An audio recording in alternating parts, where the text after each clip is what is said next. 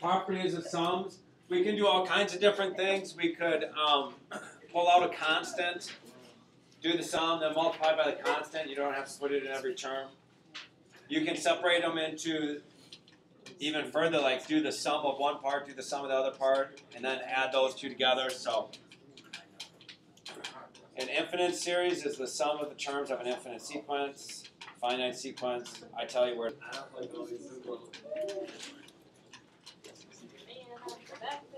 What that is telling you is that this thing is going on forever. Forever. Forever. Okay, find the fourth partial sum. So what is my first? Okay, what is my first term? 1 over 2 to the first power. What's my second term? 1 over 2 squared plus 1 over 2 cubed plus 1 over 2 to the fourth. This is 1/2 plus 1/4 plus 1 over 8 plus 1 over 16, right? If you add those up on your calculator, you can do that. You can get a common denominator of 16. I don't care how you do that. This would be like 8 over 16. This would be 4 over 16. This would be 2 over 16. This is 1 over 16, which is 15 over 16. 12, 14, 15. 15, 16. So my fourth partial sum is that. Okay.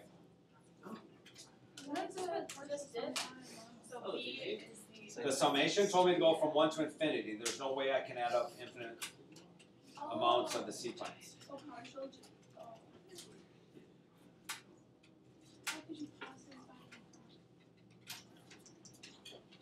Now they're actually saying, go ahead and approximate it.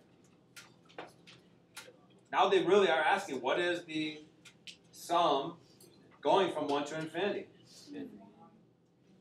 So what's going on here? So what would be the sum of the first 5 terms? This was the fourth one.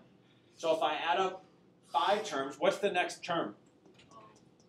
1 over 32. Well, what's 15 16ths plus 1 over 32? 31 over 32. Oh. What is it? So what if we want?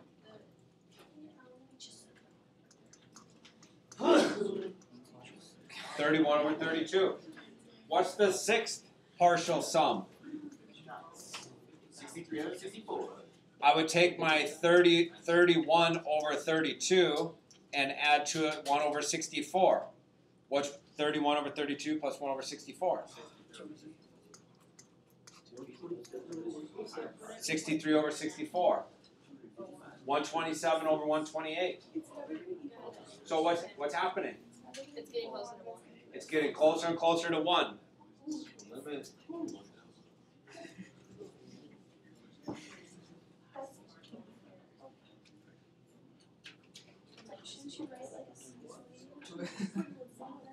Going to 1. Yeah, right.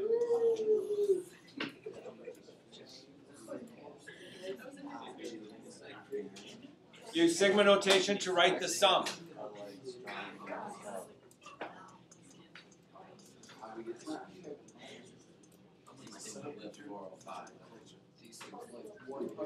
So you have to give me the sigma notation, you have to tell me where to start, where to stop, and then you have to give me the rule that will generate that sequence. What is this? Start. N equals 1. What's this? N equals 22. Oh. 8. 8. Silly me.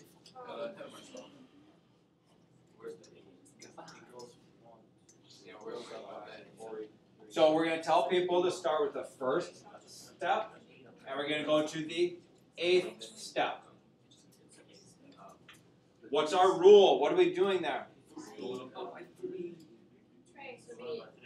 Okay, so that's my, if you think in linear, that's my slope.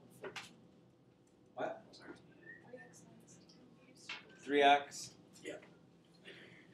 Or in this case, we're going to use n because you can use x's, i's, k's, n's. I don't care what your variable is. What'd you say? 3x minus 2. Is it minus 2?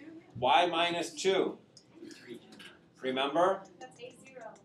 If I'm adding 3, plus 3 plus 3, I would have to subtract 3 to go this way to get my a sub 0, my initial value, and that would be negative 2. So that's my intercept. There's a rule. If you gave that to somebody, they would add them up. How about part B? I'm going to pause it, give you 30 seconds to look at it, see if you can figure it out. Look at that pattern.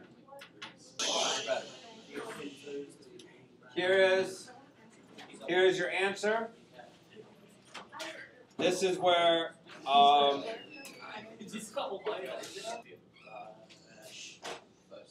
happen to use I. It doesn't matter what you use. So this is I is 1, and down here this is where I is 5. 1, 2, 3, 4, 5 terms. So I'm telling you to start when I is 1, stop when your I reaches 5, and you would plug it into this formula.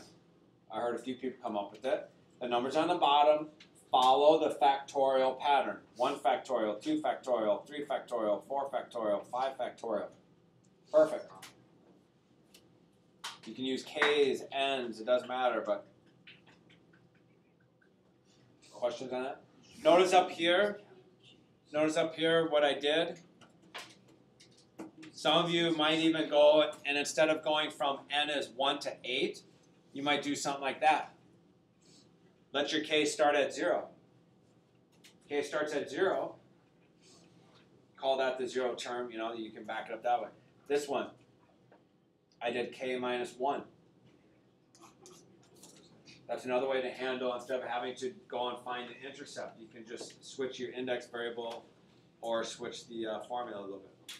So that's it for today. Long one, but we're good. Yeah.